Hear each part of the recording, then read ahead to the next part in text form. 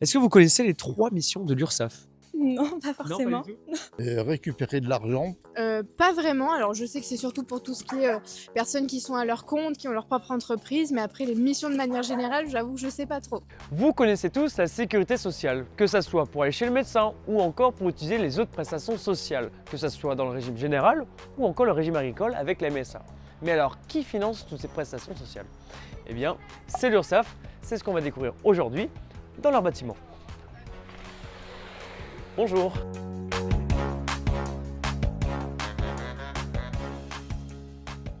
Bonjour Madame Auchignac. Bonjour, bienvenue. Ici, nous sommes au 3e étage, à la direction de l'URSSAF. Tout à fait. C'est grâce à vos services que vous assurez toutes les prestations sociales CPM, CAF ou encore tous les autres services. C'est quoi vos missions qui permettent d'assurer toutes ces prestations et surtout le financement? Alors l'émission en fait c'est d'accompagner déjà nos 660 000 usagers et en termes de missions concrètes en fait nous en avons 3 essentielles. La première mission consiste effectivement à financer au quotidien la protection sociale dans sa globalité. Notre deuxième mission vise surtout là à garantir les droits sociaux de nos usagers et également l'équité de traitement entre l'ensemble des acteurs économiques locaux. Et enfin, la troisième mission, c'est d'accompagner l'ensemble des employeurs et entrepreneurs dans la mise en œuvre de leurs démarches sociales, cela au profit donc du développement local. Et est-ce que vous connaissez les principes d'équité, de solidarité, de traitement de l'URSSAF?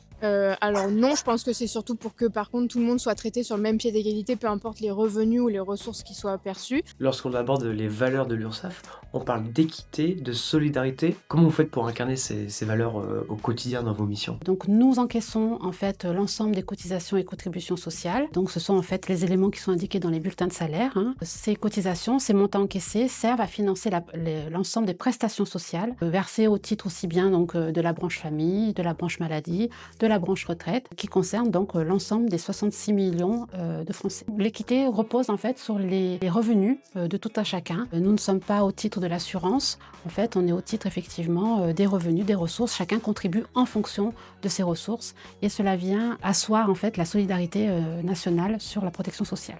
J'imagine que vous n'êtes pas seul, il y a d'autres services. Tout à fait. C'est ce qu'on va aller voir. Alors nos services sont plutôt larges, effectivement. Nous avons le corps d'inspection, mais aussi nos usagers sont accueillis au niveau donc, de l'accueil auprès de nos conseillers offre de services. Et voilà, nous avons aussi des services administratifs pour accompagner au quotidien nos usagers. Vous me permettez, on peut leur rendre visite? Tout à fait, avec plaisir.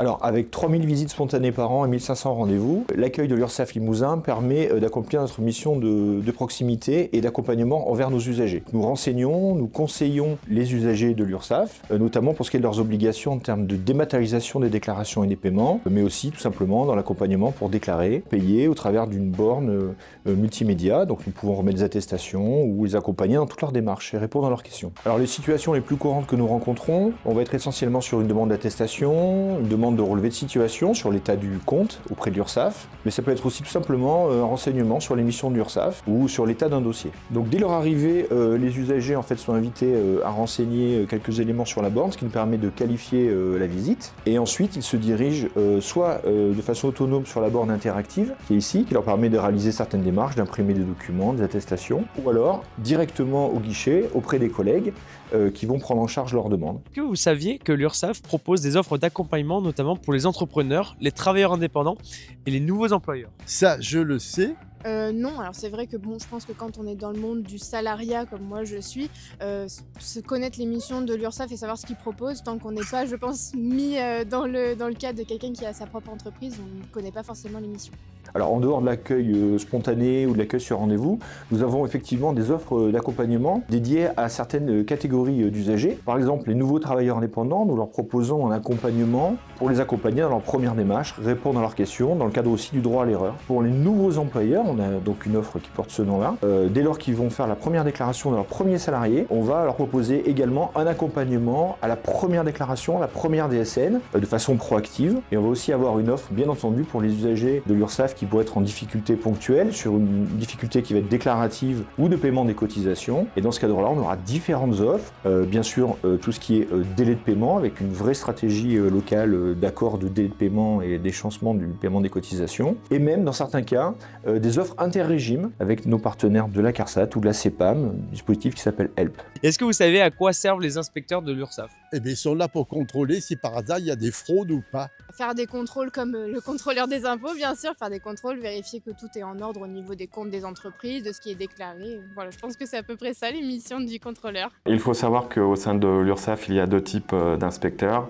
Donc il y a les inspecteurs chargés du contrôle comptable d'assiette. Donc ces inspecteurs sont là pour vérifier la bonne application de la législation sociale. Donc ils vont comparer tous les documents de l'entreprise, donc par exemple les livres de paie, les bulletins de salaire, les grands livres comptables, avec les déclarations qui ont été faites auprès de nos services pour voir si les assiettes de cotisation, donc c'est-à-dire l'ensemble des rémunérations des salariés, ont bien été déclarées auprès de nos services. Il y a aussi également du coup les inspecteurs chargés de la lutte contre le travail dissimulé, dont je fais partie. Donc nous sommes là pour rechercher des situations frauduleuses, comme par exemple l'absence de déclaration de chiffre d'affaires ou de revenus pour les travailleurs indépendants, ou des salariés non déclarés, ou avec des assiettes, c'est-à-dire des rémunérations brutes minorées auprès de nos services et fait de manière volontaire. On essaye d'échanger beaucoup avec les salariés pour leur rappeler s'il y a des soucis, notamment en termes d'horaire. On est là aussi pour régulariser leurs droits, puisque c'est important. Du coup, si des heures ne sont pas déclarées par leur entreprise, du coup,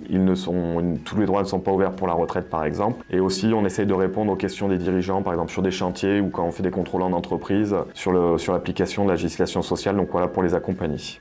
Alors du coup, il y a plusieurs dispositifs qui ont été mis en place pour accompagner les entreprises. Il y a notamment le contrôle à la demande de l'usager, en fait, qui émane de la loi ESSOC. Donc la loi ESSOC, juste pour faire un petit point, c'était qui a mis en place le droit à l'erreur. Donc voilà, que la loi ne soit pas forcément appliquée, j'ai envie de dire entre guillemets bêtement, mais qu'elle soit appliquée de façon juste et mesurée. Donc les entreprises peuvent demander si elles veulent un contrôle et l'inspecteur se rend dans leur entreprise pour vérifier s'ils ont bien appliqué la législation sociale correctement. Et il y a aussi des campagnes d'information qui sont menées du coup par l'URSSAF auprès des entreprises quand il y a des nouveaux dispositifs.